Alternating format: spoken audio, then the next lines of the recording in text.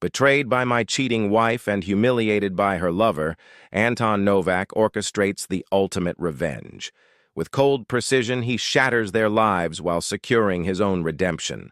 But in the end, it's not the revenge that defines him. It's the strength to rise and rebuild. You know, betrayal is a funny thing, I said, leaning back in my chair and staring at the ceiling as if the answers to life's darkest questions might be etched there. It doesn't hit you all at once, you know. It's slow, almost quiet, like a poison that drips into your system bit by bit. At first, it's just this odd bitterness in the air, something you can't quite put your finger on. Maybe you feel a bit off, a little uneasy, but you shrug it off. It's just life, right? A bad day, a moment of paranoia. But by the time you figure out what's really happening, it's too late. The poison has spread everywhere, into every corner of your life. That's exactly how it started for me. I didn't wake up one day knowing my wife, Sophia, was cheating on me. I didn't have a smoking gun or some dramatic confrontation. No, it started as this ache. This faint, nagging feeling in my gut that something wasn't quite right. It wasn't loud. It didn't scream at me. But it was there, growing, whispering to me in the dead of night when the house was silent and her side of the bed was empty. I paused, letting the weight of those words settle. I used to think we were perfect, Sophia and I, and the world thought so too. Everyone envied us, the dream couple. But oh, how wrong they were. The betrayal wasn't just a crack in my world. It was a wrecking ball. And when the truth finally came crashing down, it wasn't just my love that broke. It was my trust, my belief in everything we'd built together. It wasn't just about confronting her, you know? I didn't want to scream and cry and beg her to explain herself. I wanted justice. Cold, calculated, unforgettable justice. And I knew, from the moment I first realized what was happening, that I wouldn't rest until I made them both pay. Let me tell you something about perfection.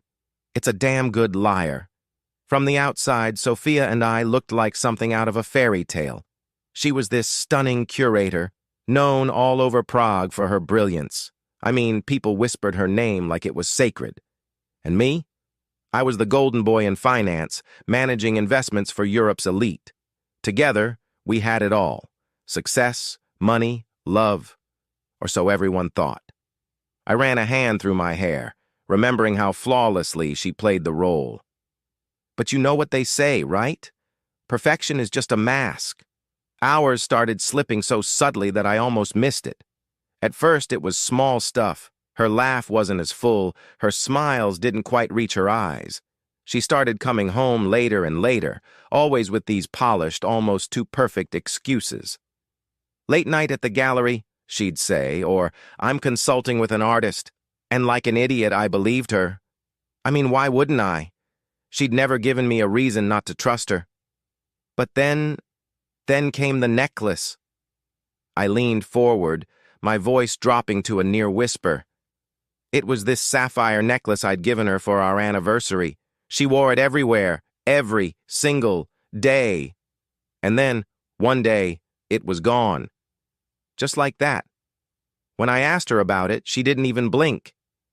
Oh, it's at the jeweler's for cleaning, she said. Quick, easy, plausible. But you know how you can tell someone's lying? They don't look at you. And she wouldn't meet my eyes. That was the first time I felt it. The cold, creeping shadow of suspicion.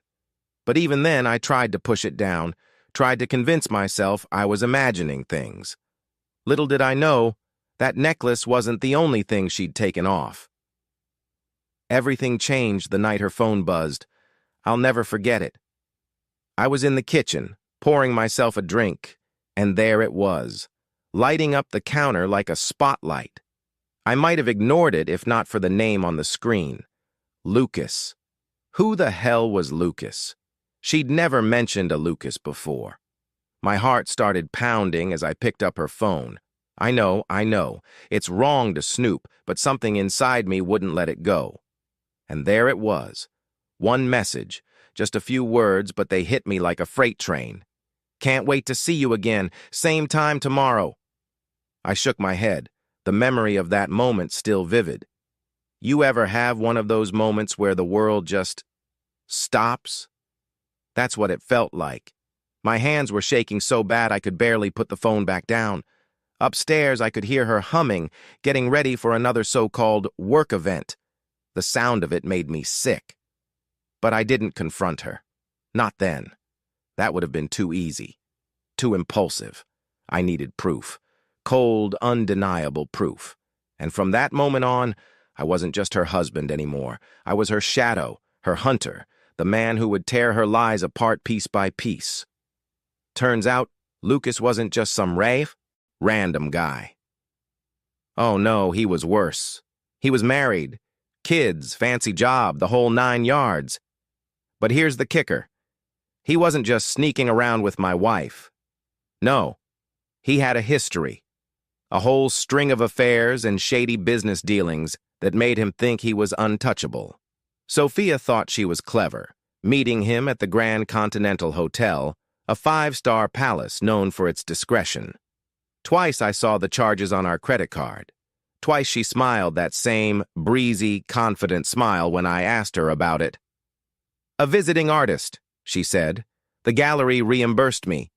And like a fool, I nodded and let it slide. I clenched my fist, the anger still simmering beneath the surface. But I wasn't a fool anymore. I used a contact in the hospitality industry to dig deeper, and guess what? The reservations weren't for any artist. They were for her. And Lucas. Together. Their names side by side, right there in black and white. That was the moment I knew she wasn't just betraying me. She was mocking me, laughing behind my back. And that's when I made the decision. I wasn't just going to confront her. I was going to destroy her and Lucas both. They thought they were untouchable, but they had no idea who they were dealing with. Part 2. The Unveiling of Revenge. You know what they say about revenge, right? That it's a dish best served cold? Well, mine was going to be ice cold, colder than a winter night in the Alps. But it wasn't just about lashing out. It was about precision. I didn't want them to just feel pain. I wanted them to feel it deep, in their bones, in their souls. So I started planning. Every free moment I had, I spent thinking of ways to dismantle their lives. The kind of revenge that would leave scars they'd carry forever. And trust me, I had all the tools I needed. Money, connections, and most importantly, patience. If Sophia thought she was playing a game, she was about to learn that I played a win. I paused, my eyes narrowing as the memories resurfaced. The first step was to get closer to Lucas without him even realizing it. I reached out to him under the guise of business. Finance is a small world, and Lucas's firm was a competitor. I positioned myself as a potential ally, someone who could help him climb higher. He didn't suspect a thing, the arrogant bastard. He thought he was untouchable, but in reality he was walking straight into my trap. I learned everything about him. His weaknesses, his vices, the skeletons in his closet. And Sophia? She had no idea that every move she made was being watched. Every text, every call, every rendezvous, I tracked it all. It was like building a puzzle, one piece at a time. And with every piece, the picture became clearer. A picture of two people who thought they were untouchable. But no one is untouchable. I remember the night I decided to pull the trigger. It was raining. One of those nights where the sky feels as heavy as your heart. Sophia was out, of course, with another one of her excuses. Lucas was probably waiting for her, thinking he was safe. But he wasn't. None of them were. That night, I finalized the details. I started with Lucas. Remember how I told you I'd dug into his business? Turns out, he'd been involved in some shady deals. Embezzlement, fraud, you name it. I had all the evidence, neatly compiled, ready to deliver to the authorities, but I didn't stop there. I made sure his wife found out about the affair too. She deserved to know the truth, and I made sure she got it in the most public, humiliating way possible. An anonymous package sent to her office with pictures, emails, and everything she needed to see the man Lucas really was. I leaned back, a bitter smile on my lips. But Sophia? Oh, her reckoning was far more personal. I wanted her to see her perfect life crumble before her eyes. So I started leaking details, subtle things that would make her question everything. A missing necklace here, a misplaced credit card there.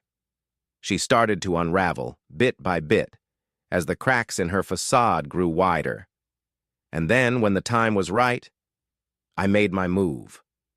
I confronted her, but not in anger. No, I was calm. Too calm. I laid everything out in front of her. The evidence, the lies, the betrayal. I told her I knew about Lucas, about the hotel, about everything. You should have seen her face. She didn't even try to deny it. She just sat there, stunned, as the walls came crashing down around her. But I wasn't done yet. Oh no, the best part was yet to come.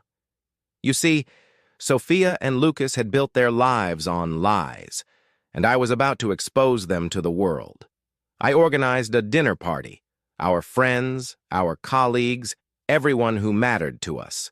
Sophia thought it was a celebration, a chance to show off our perfect marriage. But I had other plans. Halfway through the evening, I stood up, glass in hand, and told everyone I had a confession to make. I could see Sophia's smile falter, her eyes darting to mine. Izrania, searching for a clue. And then, I dropped the bomb. I told them everything.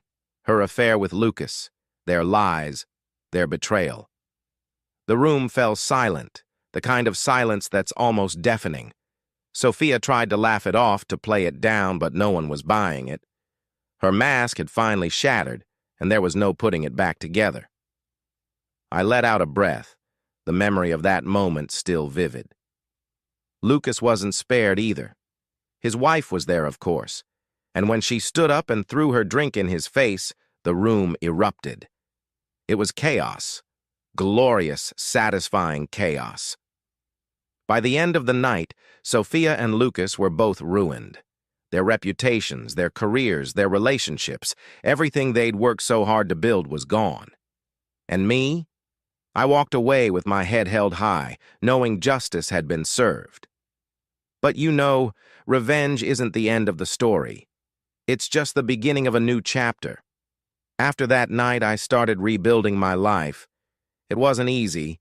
Betrayal leaves scars that don't heal overnight. But I learned something important. Revenge might not bring you peace, but it brings you closure. And sometimes, that's enough. As for Sophia and Lucas, I hear they've disappeared from the social scene, too ashamed to show their faces. Good riddance, I say. They made their choices, and now they're living with the consequences. And me? I've moved on.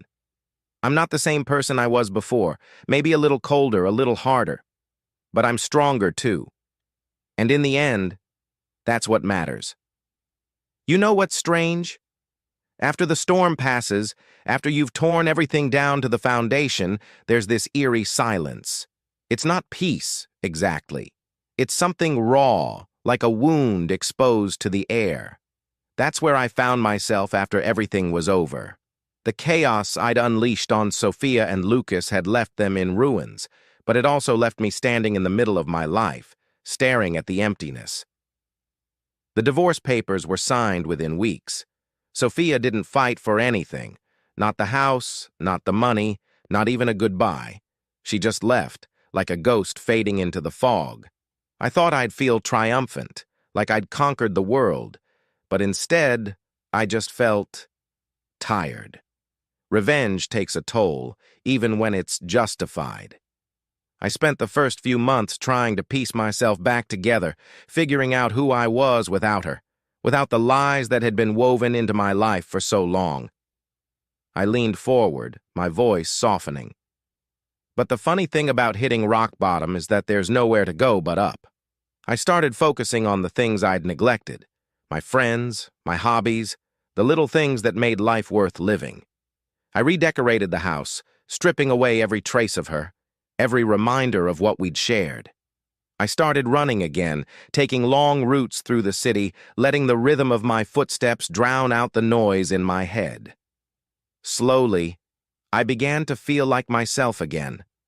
Not the man I'd been with Sophia, but someone new, someone stronger, someone free. And then, one day, everything changed. It was months after the divorce, on a crisp autumn afternoon in Berlin. I'd taken a short trip to clear my head, to explore the art galleries and lose myself in something beautiful for a while. That's when I saw it. A painting that stopped me in my tracks. It was a landscape, vivid and alive, as if the canvas itself was breathing. There was something about it that spoke to me, something raw and real that reminded me of all the emotions I'd been burying for so long. I smiled, a genuine warmth creeping into my voice. That's when I met Elena.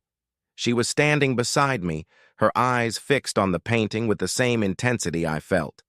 When she spoke, her voice was soft, yet full of curiosity. "It's beautiful, isn't it?" she said. And for the first time in what felt like years, I felt myself smile without effort. We started talking about art, about life, about the strange twists of fate that had brought us both to that moment. She was an artist, traveling through Europe for inspiration, and there was something about her, her warmth, her passion, her honesty, that felt like a balm on my soul. We spent hours wandering through the gallery, our conversation flowing as naturally as a river. By the time we parted ways, I felt something I hadn't felt in a long time. Hope. But hope isn't enough to erase the past. There were still nights when the memories came rushing back, the betrayal, the anger, the pain. I'd wake up in a cold sweat, the ghost of Sophia's laughter echoing in my ears. And yet, those moments grew fewer and farther between. The more time I spent with Elena, the more I realized that the past didn't have to define me. She didn't ask about Sophia, didn't pry into the scars I carried. Instead, she simply listened when I chose to share, offering her quiet understanding without judgment. With her, I felt like I could breathe again, like the weight of everything I'd been carrying was finally beginning to lift. I paused, letting out a breath. You know, it's not about forgetting. You can't erase something like that. It becomes a part of you, whether you like it or not. But you can choose what to do with it. For me, the answer was simple. I wasn't going to let it hold me back anymore. Sophia and Lucas had taken enough from me. It was time to take my life back. And that's exactly what I did. I rebuilt my life piece by piece, with Elena by my side. We traveled together, exploring the places she'd always dreamed of painting. I threw myself into my work, not as an escape, but as a way to create something meaningful. I found joy in the small things again, the smell of fresh coffee in the morning, the feel of the sun on my face, the sound of Elena's laughter. It wasn't a fairy tale ending, not by any stretch, but it was real, and that, I realized, was enough. I leaned back, a faint smile playing on my lips. So, what's the moral of the story? Maybe it's that betrayal doesn't have to destroy you, or maybe it's that revenge isn't the end. It's just a step on the journey. But for me, the real lesson was this. Life goes on. No matter how deep the scars, no matter how heavy the weight, there's always a chance to start over. And sometimes, the ending you get is better than the one you thought you wanted. Thank you for being a part of this story with me. If it moved you, please give the video a thumbs up and consider subscribing to Narrative Stories. I've noticed many of you who enjoy these stories aren't subscribed yet by subscribing. You're not just following a channel. You're becoming part of a community that values deep, meaningful storytelling. Let's continue exploring these heartfelt journeys together. Don't forget to click the notification bell so you won't miss our next story.